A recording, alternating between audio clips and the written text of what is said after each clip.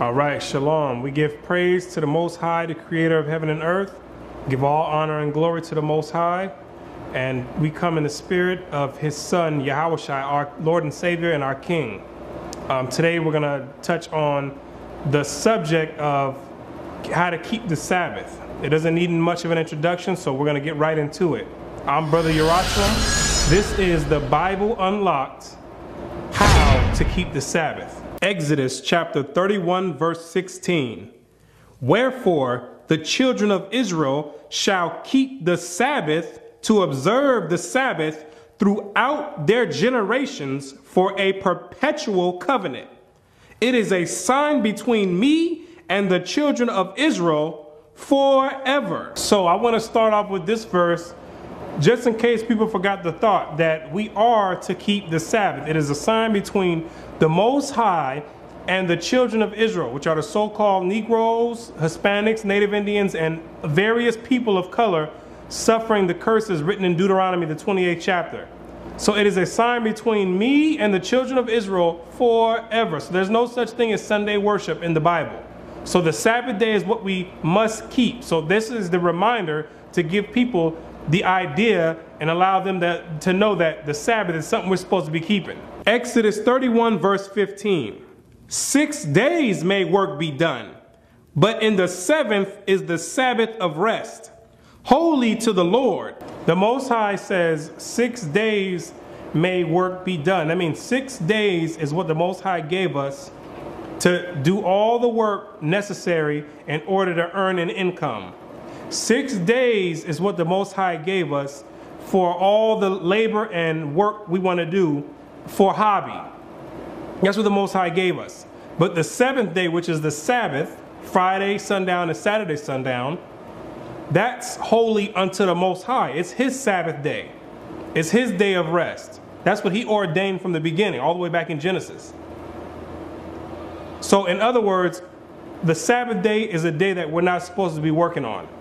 There's exceptions that we'll get into a little bit later in the video, but as a general understanding, the Sabbath day is a day that we're not supposed to be working on.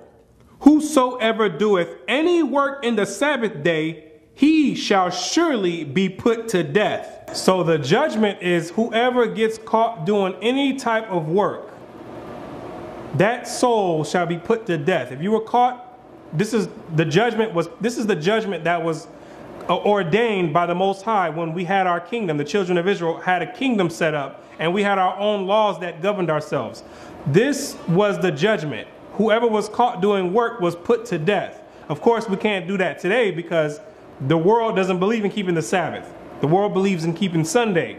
So this is not a punishment today, but in the kingdom to come, which the children of Israel will be rulers over, the 12,000 from each tribe, this will be the penalty for those breaking the Sabbath. Exodus 20 verse 10. But the 7th day is the Sabbath of the Lord thy God. In it thou shalt not do any work, thou, nor thy son, nor thy daughter, thy manservant, nor thy maidservant, nor thy cattle, nor thy stranger that is within thy gate. So the Most High says again, 6 days you have to do all your work, but the 7th day everything shuts down. He says you couldn't put your sons and your daughters to work. You can't have them in today's time, that meaning you wouldn't be able to have them go outside and go mow the lawn. You can't have them do that, or you can't tell them go out and go pick up all this trash out there in the lawn. That's what the Most High is saying. The sons and daughters, they have the day off of rest. It also says the manservants and the maidservants, those that are working for you. So if you own a business, all your employees have the Sabbath day off. That's what the Most High instituted. You can't just pick the Sabbath day off for yourself and say, you know what, I'm going to put everyone else to work. They all have to work though and make money for me. No, the Most High says they get that day off as well. They get that day off as well. And also the cattle. People own cattle. They use cattle and horses and various other types of cattle to go and to go and tote freight places, or to go and carry wood, or to do any other type of labor-intensive work. You had to leave the cattle alone for that day as well. They got a day off. And the strangers back then that were working for us, for the children of Israel, they also had that day off as well. Everyone who lived in the land of Israel had the Sabbath day off. That was what the law that was instituted by the Most High. So that's how we're supposed to practice it. Of course, there's exceptions to it, which we will get into later on.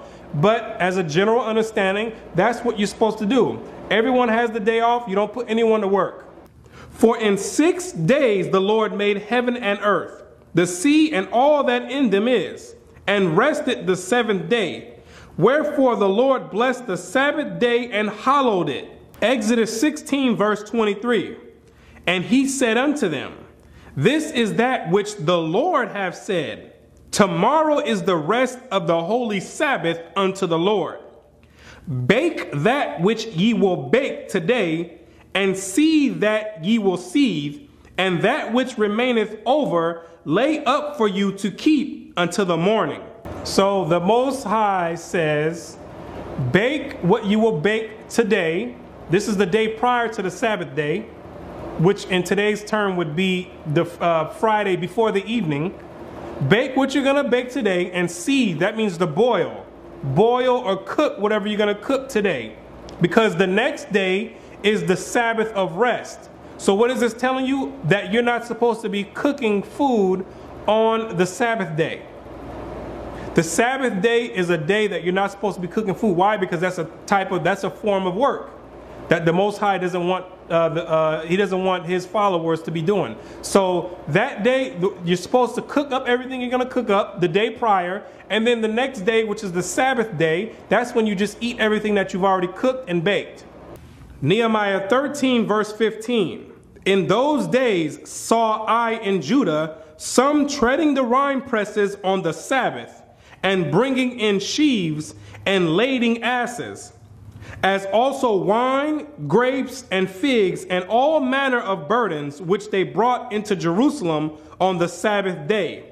And I testified against them in the day wherein they sold victuals. So this is Nehemiah seeing Gentiles coming to exploit the children of Israel on the Sabbath day, coming and make money off the children of Israel on the Sabbath day. And the Gentiles knew back then that the Sabbath day was a holy day unto the children of Israel, and a holy day to the Most High. Just like they know today, they were coming, trying to set up shop in Jerusalem, and Nehemiah was there, and this is what's going to happen next.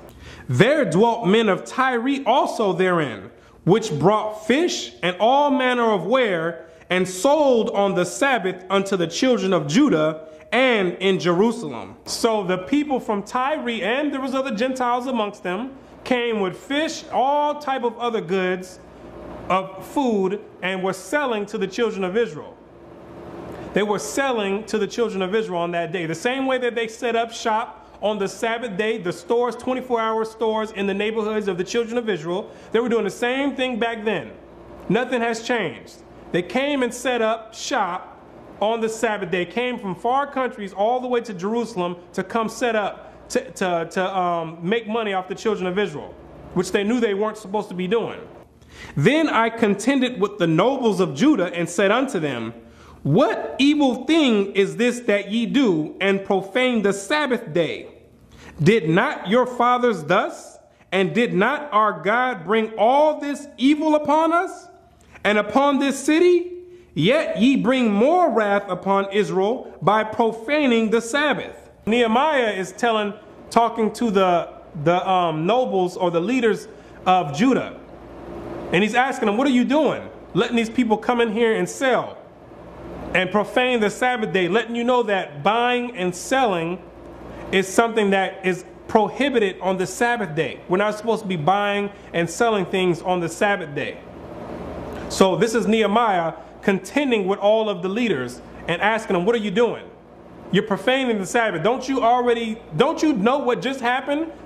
And the evil that the Most High brought to the children of Israel because we were profaning the Sabbath in times past? Because at this time we had just came back into the land and we were getting the land built up again. And Nehemiah's like, what, don't you get the hint on the Most High just had us in slavery? And now you're doing the same thing that got us put in slavery. And now you're profaning the Sabbath, continuing the cycle. And it came to pass that when the gates of Jerusalem began to dark before the Sabbath, I commanded that the gates should be shut, and charged that they should not be opened till after the Sabbath. And some of my servants set I at the gates, that there should no burden be brought in on the Sabbath day. So Nehemiah came up with a plan. He says, the gate coming into Jerusalem, I'm going to have that shut so these Gentiles and other people don't come in here selling foods and other goods to the children of Israel. So his plan that he devised was to close the gate so no one can enter into the city. So the merchants and sellers of all kind of ware lodged without Jerusalem once or twice. So the Gentiles were coming with the gate closed, waiting outside of the gate. They did this 1 or 2 times, waiting outside the gate. Obviously, we were spending a lot of money for them to sit outside and waste time and money trying to find a way to get into the city. They looking over the gate, trying to find little holes to get in, trying to get the children of Israel to spend money, because we did the same thing back then. We spent money. The same way you get money today, you get your check on Friday, Saturday the whole check is gone. The money was that good that the Gentiles came and needed to get a piece of that action.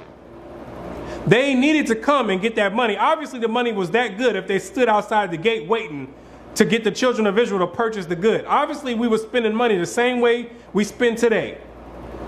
Can't keep a dollar for 10 seconds. The dollar's gone. And you ask any of the people who own the 7-Elevens or any mom and pop restaurant in a neighborhood that's filled with the children of Israel, they all tell you that the so-called black people, we all spend money like crazy. They know that we spend money. We spend money with everyone else and we don't keep it amongst ourselves, but we'll spend money quick. So the Gentiles, they knew the same thing back then. That money was good. So it was worth waiting outside the gate. Then I testified against them and said unto them, why lodge ye about the wall? If ye do so again, I will lay hands on you. Nehemiah said, what are you sitting here waiting outside the gate for?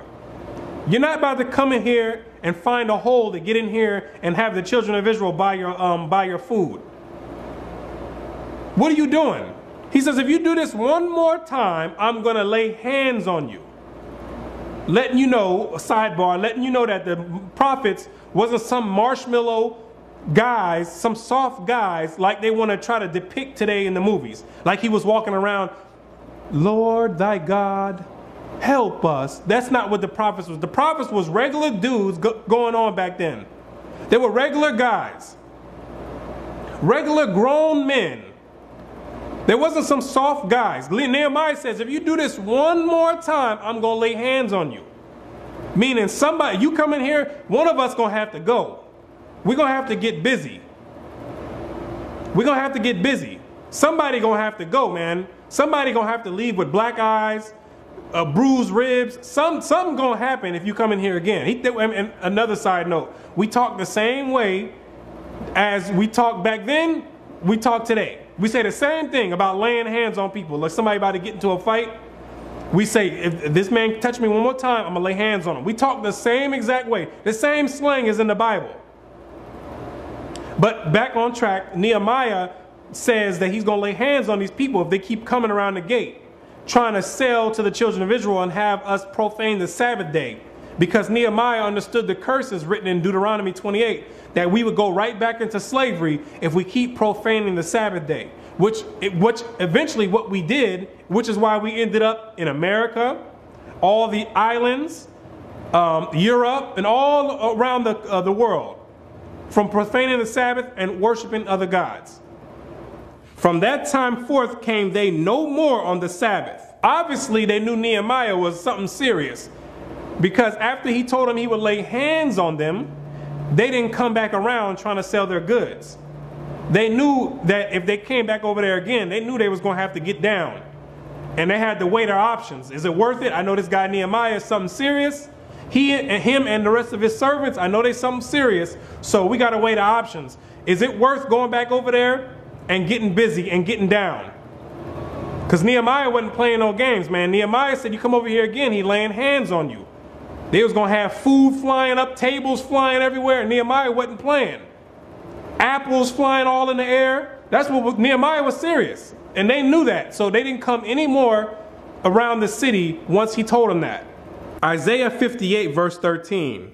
If thou turn away thy foot from the Sabbath, from doing thy pleasure on my holy day, and call the Sabbath a delight, the holy of the Lord honorable, and shalt honor him, not doing thine own ways, nor finding thine own pleasure, nor speaking thine own words. So the Most High says that we're not supposed to be doing our own pleasures and finding our own ways on the Sabbath day. So whatever it is that is your pleasure, you have 6 days to do that. The Most High wants his attention, your attention to be on him on the Sabbath day. It's supposed to be a day of learning and a day of worshiping the Most High, and a day of just resting your mind. So all of your pleasures that you like to do, watching your NFL sports or your NBA basketball, any type of pleasure that you do throughout the week, he says to put that aside for that day. So this is subjective. So you have to decide what your pleasures are. I can't tell you all your pleasures. I can't tell you that. I can only talk for myself on what the pleasures are for myself. That's something subjective. So you're going to have to find out what your pleasures are, and then you're going to have to say, I'm going to put that to the side for the Sabbath day for the Most High, and I'm going to rest. Then thou shalt delight thyself in the Lord, and I will cause thee to ride upon the high places of the earth, and feed thee with the heritage of Jacob thy father. For the mouth of the Lord have spoken it. The Most High says, if you do this, then he's going to feed us with the heritage of Jacob. All the blessings that the Most High promised in Deuteronomy, the 28th chapter, all the blessings that he promised will come to pass if we keep the Sabbath day. If we keep the Sabbath day, that's the beginning. That's the first thing that that people that come back to the truth need to understand and need to practice, is the Sabbath day. The Most High says that's when he'll begin to pour out the blessings. Matthew 12 verse 1. At that time Jesus went on the Sabbath day through the corn, and his disciples were an hungered, and began to pluck the ears of corn and to eat. So this is Christ, Yahushua, who you call Jesus Christ. He was going through with his disciples on the Sabbath day. Remember, in the law, this is where we get into the exceptions. It says that there shall no work be done on the Sabbath day. So according to the law, Christ right now is doing work. But I told you that there was exceptions, which is what the Messiah is about to show us. He's about to give us the understanding on keeping the Sabbath day. So he's going through with the disciples, and they're plucking the ears of the corn because they're hungry right now. So keep that in mind. But when the Pharisees saw it, they said unto him, Behold, thy disciples do that which is not lawful to do upon the Sabbath day. And the Pharisees was like, look, that's what the Pharisees were doing. They was quick to point it out. The Pharisees were the ones that were the what you would call the authoritative source over the law during this time. So they were dictating what was lawful and what was unlawful, as we're going to keep reading and get the understanding on. So they were like, look, your disciples are doing something that's unlawful to do on the Sabbath day. They're doing work. They're picking corn. And that's unlawful. Why are they doing that? That's what the Pharisees want to know, because they were just wanted to accuse the Messiah anyway. They wanted to accuse him. So they found the smallest thing that they can find to point out. But watch how the Messiah dealt with it. But he said unto them, Have ye not read what David did when he was an hungered, and they that were with him? How he entered into the house of God, and did eat the shewbread, which was not lawful for him to eat, neither for them which were with him, but only for the priest? So Christ is saying, don't you remember that David went into the priest and ate the showbread, which was not lawful for him to eat, because the law says that the showbread is only for the priest to eat. David is not a priest. The priests come from the tribe of Levi. David was from the tribe of Judah. It was unlawful for him to eat it, but David was starving at that time, and the priest knew that, okay, I don't have any other common bread, but I do have the showbread, and the priest gave David the showbread. And it was not unlawful for him to do that because of the circumstance that David was in. There was no other food around. So Common sense tells you if there's no other food around, even though the law says it's only for the priests, common sense and loving thy neighbor as thyself trumps that, so you give him the showbread. That's what you have. That's what Christ is breaking down. Sometimes human life and loving thy neighbor as thyself, sometimes that's going to trump what the written law says. That's what he's explaining to him right now. Or have ye not read in the law how that on the Sabbath days the priests in the temple profane the Sabbath and are blameless? Now he's bringing them back to the law again. He says, have you not read that the priest on the Sabbath day profane the Sabbath? Because the priest, remember it says, you shall not do any work on the Sabbath day. The priest's job is to work on the Sabbath day. They had to go in and do burnt offerings, sacrifices, sin offerings. Their job was to operate on the Sabbath day. So he's like, what do you not understand? Don't you understand that they profane the Sabbath and they're blameless? Because remember I told you that there are exceptions. Sometimes you have to work on the Sabbath day depending on the circumstance. That's what Christ is breaking down. Depending on the circumstance, sometimes you have to do things that would be classified as work. The priests did this and were blameless. The law says no work. It didn't say, it says 7 days shall thou work. It didn't say except the priest. The law says, it was talking to the children of Israel across the board. So Christ is giving them the understanding right now, which they should already have because they're supposed to be masters in the law, but Christ is breaking it down. But I say unto you that in this place is one greater than the temple. But if ye had known what this meaneth, I will have mercy and not sacrifice, ye would not have condemned the guiltless. Because the Most High is going to have mercy in certain situations. He's going to have mercy depending on the circumstance. Like if they're starving, like Christ was giving the example, and they're picking corn so they can eat. Or like David, when he was hungry and it was unlawful for him to take the showbread, he was able to get, the priest gave him the showbread. The Most High is going to have mercy in those situations. The Most High is going to have mercy. He's a merciful God. He's not some robot up in the sky. For the Son of Man is Lord even of the Sabbath day. And when he was departed thence, he went into their synagogue, and behold, there was a man which had his hand withered. And they asked him, saying, is it lawful to heal on the Sabbath days? That they might accuse him. So Christ went into the synagogue and saw a man with his hand withered. He had a handicapped hand. And the Pharisees asked the Messiah, is it lawful for you to heal somebody on the Sabbath day? Because they were trying to trip him up and find a way to condemn him. Is it lawful to heal somebody on the Sabbath day? Because remember, the law says you shall not do any work. That's what the law says, any work. So somebody without any understanding is going to try to hold you to that, which is what the Pharisees was doing. They was trying to hold him to not doing any work on the Sabbath day, even though the Pharisees did work on the Sabbath day, but they were trying to hold him so they can condemn him. Now watch how he dealt with it.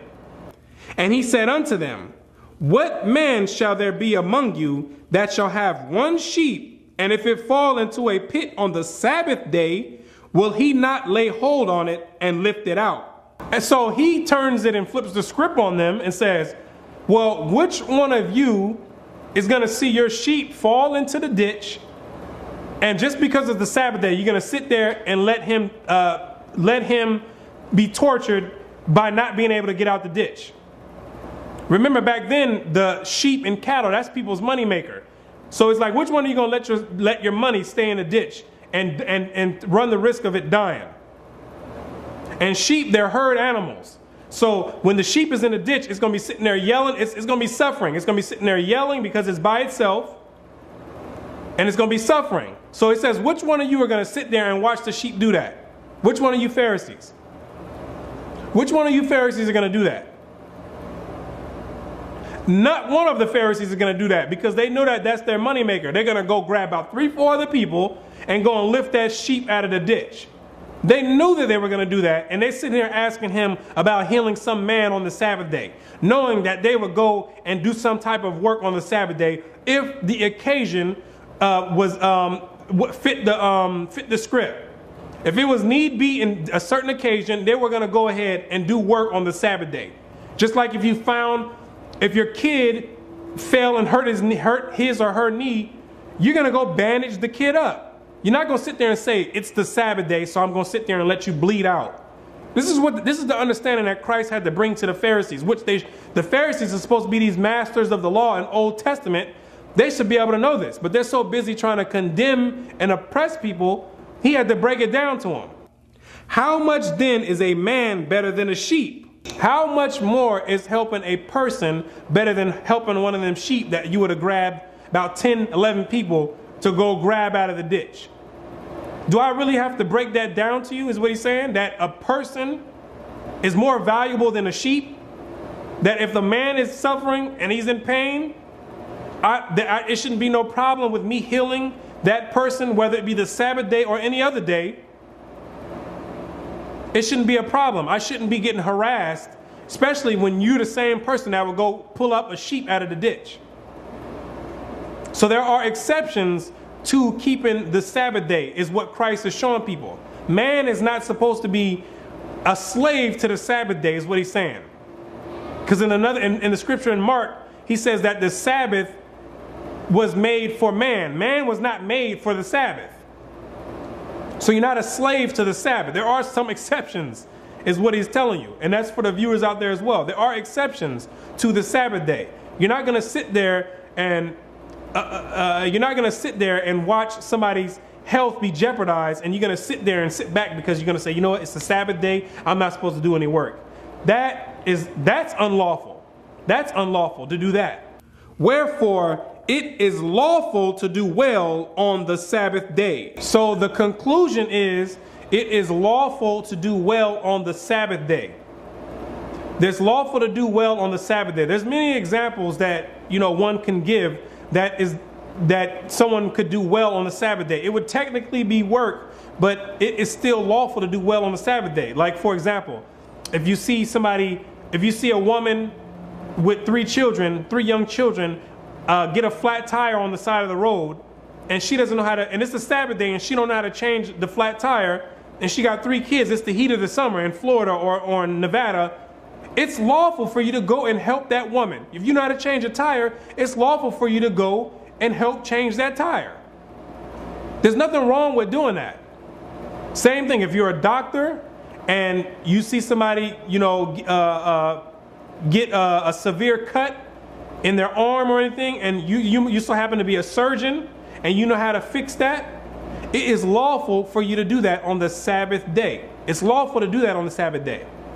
You have to use wisdom. That's the principal thing. You have to use wisdom, and you have to be sincere. Like, there's some people that, you have jobs and you have to work on the Sabbath day because, during this captivity, America and all the rest of the societies don't believe in the Sabbath day. So it's a lot of circumstances where people come into the knowledge and they work on the Sabbath day. So you have to use wisdom. The Most High is going to have mercy, but you have to be sincere, number one, and you have to be active. So if you're one of them people who work on the Sabbath day, you have to be active, proactive, and trying to talk to your boss, tell them your views, or that you want to keep the Sabbath days. And eventually, if they can work you into the schedule, then you may be able to, it may take a little time, but you may be able to get the Sabbath day off. Or if not, then you got to use wisdom again. You have to, you done tried for a few months or whatnot, and they just won't give you the Sabbath day. Now you have to be proactive again. You have to say, okay, you know what, I'm going to have to start looking for another job. But that don't mean quit your job, though. Especially if you're someone who's, middle class and lower class, and you got a family to feed, it wouldn't be wise for someone to just up and just quit their job. You got to use wisdom in certain situations, and the Most High is going to have mercy. So you wouldn't just quit your job, but you would be active, trying to, get your job now to, cater to that Sabbath day need. And if that don't work out, then you start actively looking for another job that's going to allow you to keep the Sabbath day. Because you want to be proactive. You don't want to get caught and get comfortable and not keeping the Sabbath day. You don't want to get caught in that sin, and then, then judgment gets put on you. You don't want that to happen. So you just have to be active with prayer and fasting and be sincere, and the Most High will eventually open that gateway up for you. There's a lot of brothers in the truth that have to work on the Sabbath day. But they pray, and and whatever they can get, whenever they can get that Sabbath day off, they get it and they worship on the Sabbath day. It's just the price that comes with the hundreds and thousands of years of not worshiping the Most High the way He told us. Now we're stuck in this last captivity, in this last situation, and now it's almost impossible to get the Sabbath day off because America, I'm specifically talking about America, they've designed it where Friday and Saturday, that's the money-making days. Those are the money-making days. Friday and Saturday is when everybody's busy.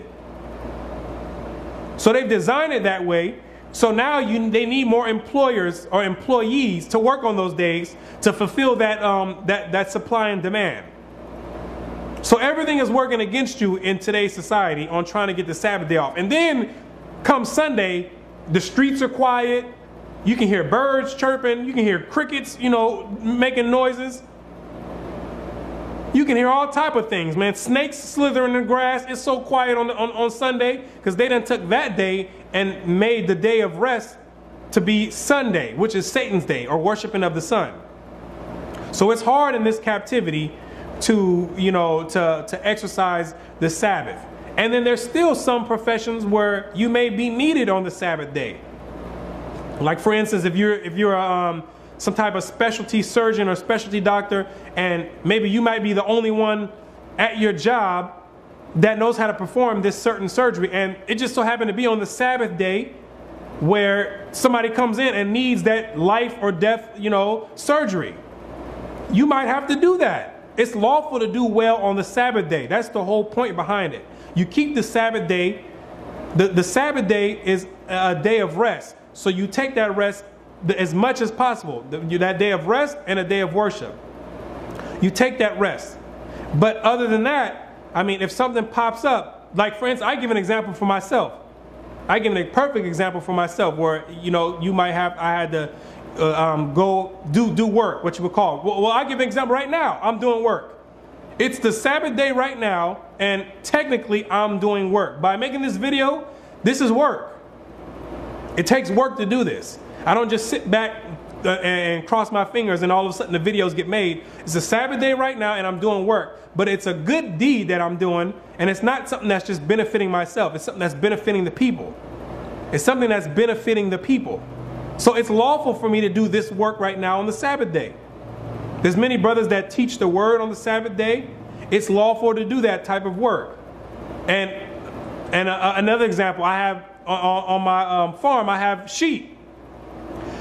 The last 5 sheep that had babies, they all had babies on the Sabbath day.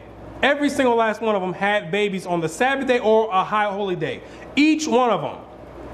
And when you have newborn sheep, you have to go out there, and somebody who's a farmer, you would go out there and the nipples of the mother sheep, you have to squeeze it to ensure that the milk is coming out, because a lot of times the newborn babies, they don't have enough power in their jaws to suck and break the air pocket that's in the nipple. So you have to break it for them. Otherwise, it'll look like they're sucking on the nipple, but no milk is coming out because their jaw is not strong enough. So you have to ensure that the nipple is producing milk and the baby is able to consume that milk.